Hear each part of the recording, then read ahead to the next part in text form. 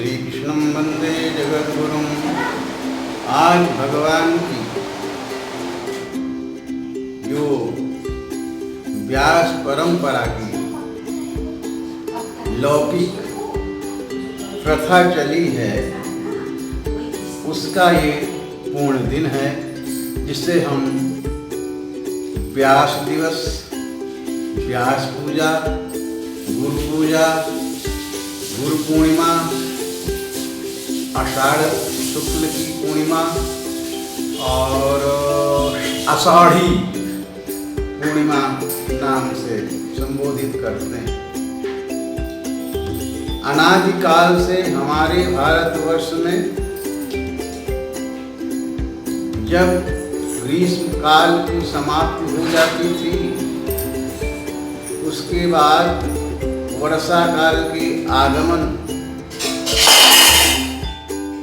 होने पर समस्त आध्यात्मिक शक्तियाँ, ऋषि संत महात्मा एकत्र होते थे। एक स्थान में 4 महीने निवास करते थे और उसमें किसी एक बहुसुत, बहुज्ञ, निर्लोभी, अकामी और अपग्रही संत को व्यास रूप में स्थापित करके व्यास गद्दी पर बैठा करके अनेक पुराणों की चर्चाएं करते थे तथा सभी प्रकार की धार्मिक, आर्थिक, राजनैतिक और सारे धर्म, राजधर्म, गृह धर्म, पत्नी धर्म, पति धर्म, पिता धर्म, पुत्र धर्म, भक्त धर्म, भक्ति धर्म इत्यादि, ज्ञान धर्म, वैराग्य धर्म आदि की चर्चाएं होती थी, इनकी व्याख्या होती थी और प्रभु के स्वरूप का वर्णन होता था तथा मानव को क्या करना चाहिए, किस तरह से रहना चाहिए इत्यादि विचार होता था और फिर आगे की योजनाएं योजित होती थीं, जिसका संदेश पूरे विश्व में जाता था। भगवान की ये जो दिव्य कथामयी मूर्ति, वांगमयी मूर्ति भगवत स्वरूप व्यास के मुख से उच्चरित होती थी, वही नाना पुराण और वेद उपनिषद रूप में व्यवस्थित है, जिसके श्रवण से सभी धन्य होते थे।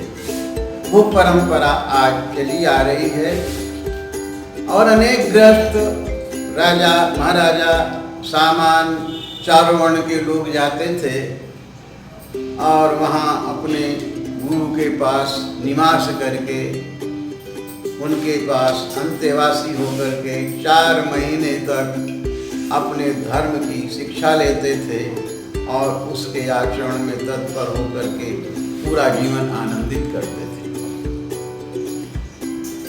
आज हम उस परंपरा को तो मना रहे हैं लेकिन निभा नहीं रहे हैं।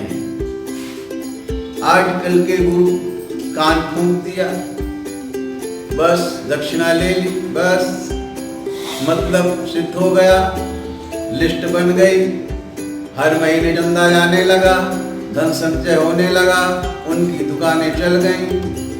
न शिष्य की परवाह है, न देश की परवाह है, न राष्ट्र की परवाह है, न धर्म की परवाह है, जैसा है वो उनका जैसे स्वार्थ सिद्ध हो रहा है वही धर्म है। तो ऐसे करके उन लोगों ने आजकल की व्यास परंपरा में आने वाले धन लंपट, लोकेशना से परिपूर्ण, धनेशना से परिपूर्ण अपना समूह बना करके नाच गा करके लोगों को रिझा करके अपने स्वार्थ की पूर्ति करते हुए अपने जीवन को सुख वैभव से संपन्न करते हुए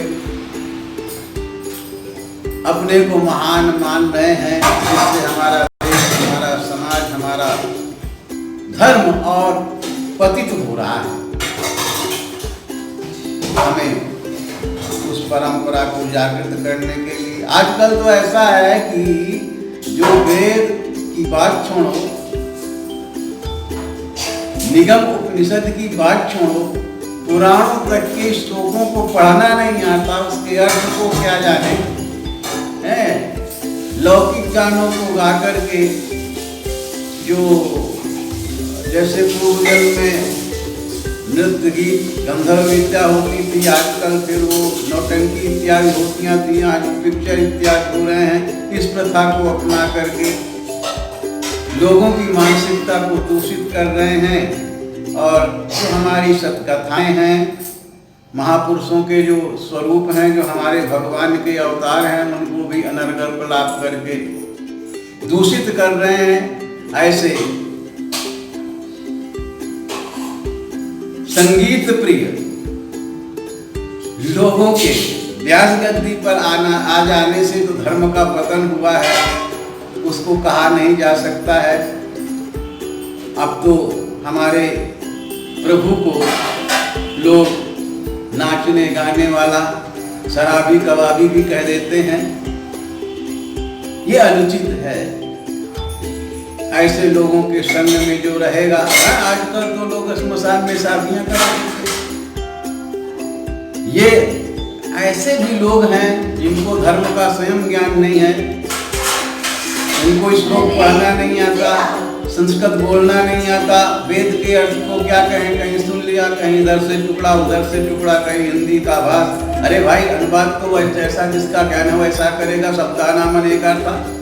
विद्वान को अपने मन अनुसार मन ग्रहण ढंग से अपना अनर्थ का अनर्थ करता रहेगा। ऐसे लोगों के से सावधान रहना चाहिए। हाँ, उनके पास वैभव है, धन है,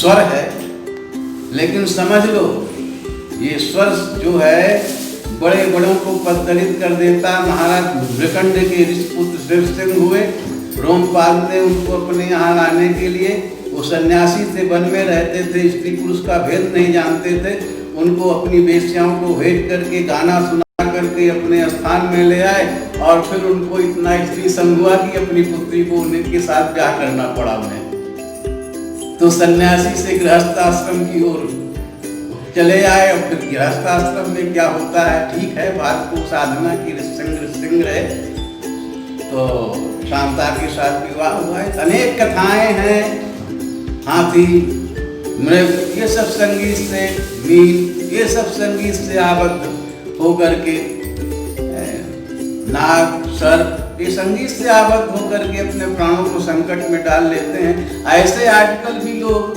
जिनको उसी में आनंद आता है, कहते हैं भगवान का भजन में बड़ी शांति मिलती है, उस चक्कर में पड़ करके वो अनेक प्रकार की भ्रांतियाँ पालते हुए जीवन पर गुरु तो कर लिया, लेकिन सुख और शांति की अनुभूति नहीं करते हैं। बस हमें और क्या कहना है। इसलिए अपने जो अनुयायी हैं, जो जिनको श्रद्धा है, जिनको विश्वास है, उनसे कहते हैं कि यथार्थ धर्म का प्रचार करो, यथार्थता का ज्ञान करो, भगवान का आराधन करो, मनसा हरिम भजे और कर्मणा आचरणम आचर्य।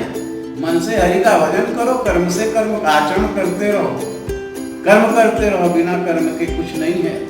और भगवान कहते हैं, अर्जुन तो युद्ध क्षेत्र में था, इसलिए उन्होंने कहा मामस्मर युद्ध, मामस्मर युद्ध जो मेरा स्मरण कर युद्ध कर।